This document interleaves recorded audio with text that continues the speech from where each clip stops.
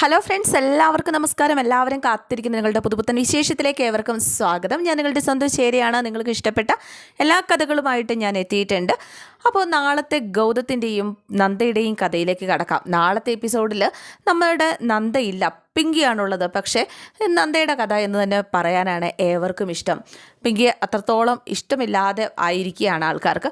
എന്തായാലും നമുക്ക് ആ വിശദമായ കഥയിലേക്ക് കടക്കാം. ഈ 2 ദിവസം എങ്ങനെയെങ്കിലും ഗൗതത്തെ വരുതിയിലാക്കുക, അല്ലെങ്കിൽ ഗൗതത്തിൻ്റെ തപസ്സിളക്കുക. നന്ദയോടുള്ള ഗൗതത്തിൻ്റെ എന്തെങ്കിലും ഒരു ഇഷ്ടം നന്ദയോട് തോന്നിയിട്ടുണ്ടെങ്കിൽ അതൊക്കെ ഇല്ലാതാക്കി കളഞ്ഞ് ആ രാമേശ്വരത്ത് വെച്ച് പിങ്കിയെ പ്രണയിച്ചാൽ പിങ്കിയെ ഇഷ്ടപ്പെട്ട ആ ഗൗതമാക്കി മാറ്റുക. ഇതിന് വേണ്ടിയിട്ട് ആ പഴയ ഓർമ്മകളൊക്കെ വീണ്ടും വീണ്ടും ആ ഒരു കാര്യങ്ങളൊക്കെ ഇങ്ങനെ പറഞ്ഞ് ഇവൻ്റെ മനസ്സിളക്കാനാണ് നമ്മുടെ പിങ്കിയുടെ പരിപാടി. അങ്ങനെ എല്ലാവരുടെയും അനുവാദത്തോടു കൂടി തന്നെയാണ് പിങ്കി മിലിറ്ററി ക്യാമ്പിലേക്കാണ് എന്ന് പറഞ്ഞിട്ട് പരമാവധി നമ്മുടെ ഗൗതം അത് ഒഴിവാക്കാനൊക്കെ നോക്കുന്നുണ്ട്. പക്ഷേ പിങ്കി സമ്മതിക്കുന്നില്ല. മാത്രമല്ല അരുന്ധതി വല്യമ്മയുടെയും മഹേശ്വരൻ അച്ഛൻ്റെയും എല്ലാവരുടെയും സപ്പോർട്ടോടു കൂടി തന്നെ നമ്മുടെ പിങ്കി വരികയാണ്.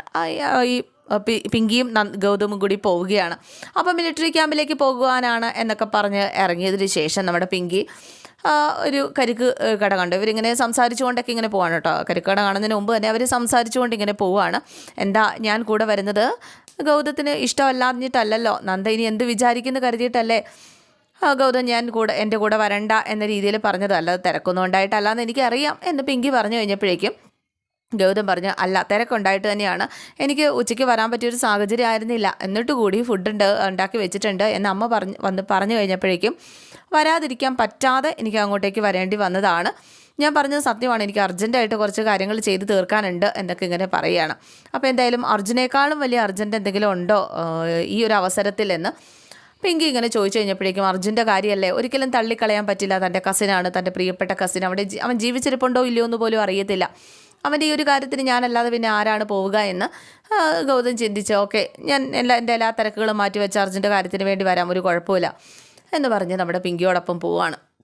എന്നിട്ട് പോകുന്നതിനിടയ്ക്കും നമ്മുടെ പിങ്കിയുടെ ഈ സംസാരം അരോചകമായിട്ട് ഗൗതത്തിന് തോന്നുകയാണ്. അപ്പോൾ ഗൗതം പറഞ്ഞു, നന്ദയും ഞാനും തമ്മിലുള്ള ആ ഒരു റിലേഷൻ എന്തായാലും നിനക്ക് എൻ്റെ ജീവിതത്തിലേക്ക് ഇനി വരാൻ സാധിക്കില്ല പിങ്കി. അതുകൊണ്ട് ഒരിക്കലും പിങ്കി എൻ്റെ ജീവിതത്തിലേക്ക് വരാമെന്നൊരാഗ്രഹം മനസ്സിൽ ഇനി കൊണ്ട് നടക്കരുത്.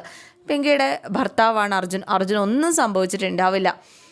അർജുൻ തിരികെ എത്തുക തന്നെ ചെയ്യും. അങ്ങനെ നമുക്ക് വിശ്വസിക്കാം. അർജുൻ തിരികെ എത്തുമ്പോൾ അർജുൻ്റെ ആ ഒരു സന്തോഷമുള്ള നല്ല ഭാര്യയായിട്ട് നീ അർജുനോടൊപ്പം വേണം എന്നൊക്കെ ഇങ്ങനെ പറഞ്ഞു കഴിഞ്ഞപ്പോഴേക്കും നമ്മുടെ പിങ്കി പറഞ്ഞു, ഗൗതം പറയുന്നത് പോലെയൊക്കെ തന്നെ ഞാൻ കേൾക്കാം.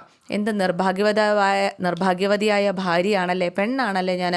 കാരണം ഞങ്ങളുടെ വിവാഹം കഴിഞ്ഞിട്ട് 1-2 ദിവസം പോലും ഞങ്ങൾക്ക് ഒരുമിച്ചൊന്ന് താമസിക്കാനായിട്ട് സാധിച്ചില്ല. പിറ്റേ ദിവസം തന്നെ അർജുന് പോകേണ്ടി വന്നു. അതിനുശേഷം അർജുൻ എവിടെയാണെന്ന് പോലും അറിയില്ല, സ്വന്തം ഭർത്താവ് എവിടെയാണെന്ന് അറിയില്ല. ആ ഒരവസ്ഥ, ഞാൻ ആഗ്രഹിച്ച പുരുഷനെ എനിക്ക് വിവാഹം കഴിക്കാൻ സാധിച്ചതുമില്ല. ആ വിവാഹം കഴിച്ച പുരുഷനെ സ്നേഹിക്കാനോ കണ്ണിറയെ കാണാനോ പോലും എനിക്ക് സാധിക്കുന്നില്ലല്ലോ എന്നൊക്കെ ഇങ്ങനെ പറയുകയാണ്. അപ്പോൾ ഗൗതത്തിന് തോന്നി അർജുനോട് ഒരു പക്ഷേ ഒരു ഇഷ്ടമൊക്കെ തോന്നി തുടങ്ങിയിട്ടായിരിക്കാം ഇവളിങ്ങനെയൊക്കെ സംസാരിക്കുന്നത് എന്ന്. അപ്പോൾ മാത്രമല്ല ഗൗതം എന്നെ സ്നേഹിച്ചിരുന്നു എന്നുള്ളതൊക്കെ ശരിയാണ്. പക്ഷേ ഗൗതം ഇപ്പോൾ സ്നേഹിക്കുന്നത്, അല്ലെങ്കിൽ ഗൗതം ആഗ്രഹിക്കുന്ന നന്ദയോടൊത്തുള്ളൊരു ജീവിതമല്ലേ, എന്നെ തള്ളിക്കളയാനല്ലേ ശ്രമിച്ചുകൊണ്ടിരിക്കുന്നത്, അതിപ്പോൾ അർജുന് വേണ്ടിയാണെങ്കിൽ പോലും എന്നൊക്കെ ഇങ്ങനെ ചോദിക്കുകയാണ്. അവസാനം നമ്മുടെ ഗൗതം പറഞ്ഞു, നമുക്ക് ഈ ടോപ്പിക്ക് ഇവിടെ വെച്ച് അവസാനിപ്പിക്കാം. എന്തായാലും നല്ലൊരു കാര്യത്തിന് വേണ്ടിയിട്ടാണ് പോകുന്നത്, നല്ലതിന് വേണ്ടി പ്രാർത്ഥിക്കാം, അതാണ് നമുക്കിപ്പോൾ ചെയ്യാൻ പറ്റുന്നത് എന്ന് പറഞ്ഞു കഴിഞ്ഞപ്പോഴേക്കും എന്തായാലും ഗൗതത്തിന് തിരക്കുണ്ട് എങ്കിൽ ഗൗതം ഒരു കാര്യം ചെയ്യുക, എന്നെ അവിടെ ഇറക്കിയാൽ മതി, എന്നിട്ട് ഗൗതം പൊക്കോ എന്നൊക്കെ പറഞ്ഞിങ്ങനെ പോണ വഴിക്കാണ് കരിക്ക് വെട്ടണ സ്ഥലം കാണുന്നത്, കരിക്ക് കട കാണുന്നത്. അപ്പോഴേക്കും നന്ദ പറഞ്ഞു, അതെ എനിക്കൊരു ആഗ്രഹം ഉണ്ടായിരുന്നു ഗൗതം, അതെനിക്ക് സാധിച്ചു തരാമോ? ഓർക്കുന്നുണ്ടോ നമ്മൾ രാമേശ്വരത്ത് വെച്ച് ജ്യൂസ് കുടിച്ചൊക്കെ? എനിക്കത് കണ്ടപ്പോഴേക്കും എനിക്കിതാണ് ഓർമ്മ വന്നത് എന്നൊക്കെ ഇങ്ങനെ പറയാണ്. എൻ്റെ ഈ ഒരു ആഗ്രഹം കൂടി സാധിച്ചു തരാമോ? വലിയ കാശ് മുടക്കൊന്നും ഇല്ലാത്ത, മറ്റു പ്രശ്നങ്ങളൊന്നും ഇല്ലാത്തൊരാഗ്രഹമല്ലേ, എനിക്കിതൊന്ന് സാധിച്ചു തരാമോ? എനിക്ക് അവിടെ നിന്നൊരു കരിക്ക് മേടിച്ചു തരാമോ എന്നൊക്കെ ചോദിച്ചു കഴിഞ്ഞപ്പോഴേക്കും നന്ദ, നമുക്ക് മിലിറ്ററി ക്യാമ്പിൽ എത്തണ്ടേ, അപ്പോൾ അല്ല ഗൗതത്തിന് ഇഷ്ടം അല്ലെങ്കിൽ വേണ്ട എന്നൊക്കെ പറഞ്ഞ്, നന്ദയല്ല പിങ്കി കേട്ടോ, പിങ്കി പറഞ്ഞു ഇഷ്ടം അല്ലെങ്കിൽ വേണ്ട എന്നൊക്കെ പറഞ്ഞ് ഒരു പരിഭവിച്ച് സങ്കടപ്പെട്ടിരിക്കുന്ന പോലെ ഇങ്ങനെ ഇരുന്ന് കഴിഞ്ഞപ്പോഴേക്കും എന്തായാലും ഒരു കരിക്കല്ലേ മേടിച്ച് കൊടുത്തേക്കാം എന്ന് പറഞ്ഞിട്ട് ഗൗതം കരിക്ക് കുടിക്കുന്നിടത്തേക്ക് കരിക്കടയുടെ അവിടെ ഇറങ്ങി കരിക്ക് കുടിക്കാനായിട്ട് ഇവൾക്ക് മേടിച്ചു കൊടുത്തു. അപ്പോഴേക്കും ഗൗതമത്തിനോട് കുടിക്കാൻ പറഞ്ഞപ്പോഴേക്കും എനിക്ക് വേണ്ടാന്ന് ഇങ്ങനെ പറയുക. ഗൗതം ഒന്ന് കുടിച്ച് നോക്കുക, നല്ല ടേസ്റ്റ് ഉണ്ട്, ഒന്ന് കുടിച്ച് നോക്കുക, ഒരു സ്ട്രോയും കൂടെ തന്നെ, ഇത് കുടിച്ച് നോക്കട്ടെ എന്ന് പറഞ്ഞിട്ട് അവളുടെ അതിനകത്ത് തന്നെ ഇട്ട് ഇങ്ങനെ കൊടുക്കുകയാണ് കേട്ടോ. അപ്പോൾ ഗൗതം പറഞ്ഞു വേണ്ട, എനിക്ക് വേറൊന്നും മതി എന്നിങ്ങനെ പറയുകയാണ്. അവൾക്ക് സങ്കടമായെങ്കിലും അവളതൊന്നും പറയാനൊന്നും നിന്നില്ല. എന്തെങ്കിലും പറഞ്ഞു കഴിഞ്ഞിട്ടുണ്ടെങ്കിൽ ഗൗതമിനി പെട്ടെന്ന് ഇട്ടിട്ട് പോവുകയെല്ലാം ചെയ്തിട്ടുണ്ടെങ്കിൽ അതിലും വലിയ പ്രശ്നമാവും. അതുകൊണ്ട് ഒന്നും പറയുകയൊന്നും ചെയ്തില്ല. അങ്ങനെ രണ്ടുപേരും കരിക്കൊക്കെ കുടിച്ചുകൊണ്ട് ഇങ്ങനെ ഇരിക്കുന്ന സമയത്ത് ഞാനൊരു സെൽഫി എടുത്തോട്ടെ എന്നൊന്നും ഓർമ്മിക്കാനായിട്ട്, ആരെയും കാണിക്കാൻ വേണ്ടിയിട്ടല്ല, ഒന്ന് ഓർമ്മിക്കാൻ വേണ്ടിയിട്ട് മാത്രം ഞാനൊരു സെൽഫി എടുത്തോട്ടെ എന്നിങ്ങനെ ചോദിക്കാം. അപ്പോഴേക്കും ഗൗതം പറഞ്ഞു ഇനിയിപ്പോൾ നീ ആരെങ്കിലും കാണിച്ചാലും എനിക്ക് വിഷയമൊന്നുമില്ല എന്ന് പറഞ്ഞിട്ട് ഗൗതം ഇങ്ങനെ നിൽക്കുകയാണ്. എന്താ നമുക്കത് പോയാലോ എന്നൊക്കെ പറഞ്ഞു കഴിഞ്ഞപ്പോഴേക്കും നമ്മുടെ പ്രണയത്തെക്കുറിച്ചൊക്കെ വീണ്ടും ഈ പിങ്കി ഇങ്ങനെ പറയുകയാണ്. ഞാൻ ഒരുപാട് സ്നേഹിക്കുന്നു ആ രാമേശ്വരത്തെയും രാമേശ്വരത്തെ കടലിനെയും അതുപോലെ ഗൗതത്തെയും. എന്തായാലും ഗൗതത്തിൻ്റെ സ്നേഹവും പ്രണയവും എനിക്ക് നഷ്ടപ്പെട്ട് കഴിഞ്ഞു. പക്ഷേ എനിക്ക് എൻ്റെ കടലിനെ സ്നേഹിക്കാമല്ലോ. ഞാൻ സ്നേഹിക്കുന്ന, എനിക്ക് ഗൗതത്ത് നഷ്ടപ്പെട്ടു, പക്ഷേ ഞാൻ സ്നേഹിക്കുന്ന കടലിനെ കണ്ണിറയെ കാണാനുള്ള ഒരു അവസരം ഗൗതം എനിക്ക് ഉണ്ടാക്കി തരാമോ, എന്നെ കടലിലേക്കൊന്ന് കൊണ്ടുപോകാവോ എന്നിങ്ങനെ ചോദിക്കുക. എനിക്ക് ഇതൊന്നും ചോദിക്കാനും ഒന്നും മറ്റാരും ഇല്ല എന്നിങ്ങനെ പറയുകയാണ്.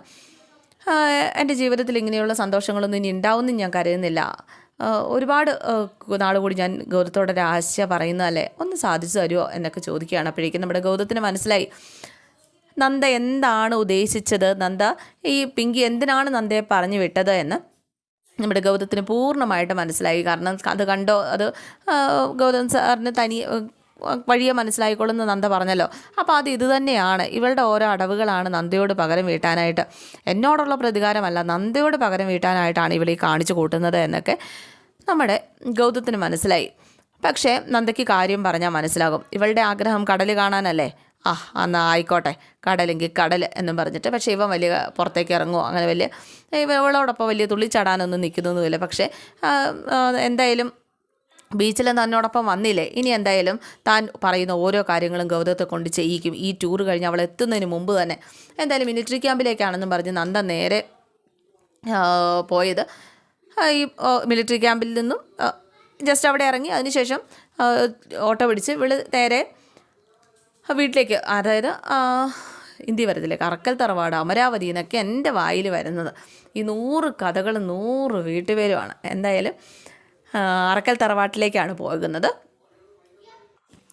എന്തായാലും അതിനുശേഷം ഇവള് കൂട്ടുകാരിയെ വിളിച്ചിട്ട് കൂട്ടുകാരിയെ കാണാനായിട്ട് ഈ പിങ്കി പോവുകയാണ്. കൂട്ടുകാരിയെ കണ്ട് സാന്ദ്രയെ കണ്ടിട്ട് തനിക്ക് കിട്ടിയ ആ സൗഭാഗ്യത്തെക്കുറിച്ച് ഗൗതത്തിനോടൊപ്പം ബീച്ചിൽ പോയ കാര്യവും രാമേശ്വരത്ത് വെച്ച് ജ്യൂസ് കുടിച്ചതുപോലെ ഞങ്ങൾ കരിക്ക് കുടിച്ച കാര്യവും ഒരേ സ്ട്രോയ്ക്കകത്തൊന്നുമില്ല, എന്നാലും എൻ്റെ കൂട്ടത്തിൽ വരാനൊക്കെ ഗൗതം തയ്യാറായി. ഗൗതത്തിൻ്റെ മനസ്സിൽ ഒരിക്കലും നന്ദയില്ല, അർജുനോടുള്ള ആ ഒരു സെൻറ്റിമെൻറ്റ്സ് കൊണ്ട് മാത്രമാണ് അർജുൻ ഈ ഭൂമിയിൽ ഉണ്ടാകല്ലേ എന്ന് പ്രാർത്ഥിക്കുന്ന ഒരേ ഒരു വ്യക്തി ഞാനായിരിക്കാം എന്നൊക്കെ ഇങ്ങനെ പറയാം. അപ്പോൾ സാന്ദ്ര പറഞ്ഞു അങ്ങനെ പറയരുത്, നിൻ്റെ ഭർത്താവാണ്, അപ്പോൾ നിനക്കറിയാലോ എന്നെ, എനിക്കൊരിക്കലും അർജുനെ സ്നേഹിക്കാനായിട്ട് സാധിച്ചിട്ടില്ല, അതൊരിക്കലും ഇനി നടക്കുകയുമില്ല, എനിക്ക് എന്തായാലും ഗൗതത്തെയാണ് വേണ്ടത് എന്നൊക്കെ ഇങ്ങനെ പറഞ്ഞപ്പോൾ ഗൗതത്തെ വേണമെങ്കിൽ ഇങ്ങനെയൊന്നും ചെയ്താൽ പോരാ, നീ ഒരു കാര്യം ചെയ്യണം, വെറുതെ ഔട്ടിങ്ങോ ബീച്ചോ കൊണ്ടുവന്നിട്ടും കാര്യമില്ല, ഗൗതത്തെ നിന്നിലേക്ക് നന്ദ ഗൗതത്തെ ഉപേക്ഷിച്ച് പോകുന്ന രീതിയിലേക്ക് നിൻ്റെ നാളത്തെ ദിവസം കൊണ്ടെത്തിക്കണം, എന്നാൽ മാത്രമേ നിനക്ക് ഗൗതത്തെ സ്വന്തമായിട്ട് കിട്ടുകയുള്ളൂ. എന്തായാലും നന്ദ ഉള്ളിടത്തോളം കാലം നിനക്ക് ഗൗതത്തെ ഭർത്താവായിട്ടോ അല്ലെങ്കിൽ ജീവിതത്തിലോ കിട്ടുമെന്ന് നീ പ്രതീക്ഷിക്കുകയേ വേണ്ട. അപ്പം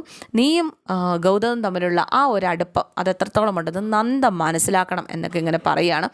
അതായത് ഈ ഇവർ പുറത്ത് പോകുന്ന സമയത്ത് അതായത് ഗൗതത്തിനെ വിളിച്ചിട്ട് നന്ദ ഈ ഇവളുടെ വീട്ടിൽ നിന്നും തിരിച്ച് വീട്ടിലേക്ക് പോകാനായിട്ട് ഗൗതത്തിനെ വിളിക്കുകയാണ്. ഗൗതത്തിനെ വിളിച്ച് വണ്ടിയിൽ കയറി കഴിഞ്ഞപ്പോഴേക്കും വണ്ടി കയറി പോകുന്ന ആ ഒരു സമയത്ത് വണ്ടി കയറി ഇവൾക്ക് ഫിക്സ് വരുന്നത് പോലെ എന്തോ ഒരു വയ്യായിക പോലെ തോന്നി, അതുകൊണ്ടാണ് ഗൗതത്തെ വിളിച്ചതെന്നൊക്കെ പറയുന്നുണ്ട്. ഫിക്സ് വരുന്ന പോലെ കാണിക്കുന്നു, അത് ഇവൾ വീഡിയോയിൽ പകർത്തുന്നു. അപ്പോൾ ഇവർ ഒരുമിച്ച് ഈ കാറിൽ ചേർന്നിരിക്കുന്നത് പോലെയാണ് പുറത്ത് കണ്ട ഒരാൾക്ക് തോന്നുള്ളൂ. മാത്രമല്ല SP ഗൗതമിൻ്റെ കൂടെ ഒരു പെൺകുട്ടി എന്ന രീതിയിൽ എല്ലാവരും അത് ഭാര്യയായിട്ട് തന്നെ ചിത്രീകരിക്കുകയാണ്. അത് ചില സോഷ്യൽ മീഡിയയിലൊക്കെ വരികയും ചെയ്യുകയാണ്. ഇതൊക്കെ നന്ദ കണ്ടാളത്തെ പ്രശ്നം, നന്ദ എന്തായാലും ഇവനെ ഉപേക്ഷിച്ച് പോകും, ഇതാണ് ഇവരുടെ പ്ലാൻ. ഈ ഒരു രീതിയിലാണ് കഥ മുന്നോട്ട് പോകുന്നത്. എല്ലാവർക്കും ഇഷ്ടമായി എന്ന് വിചാരിക്കുന്നു. C you again. Thank you.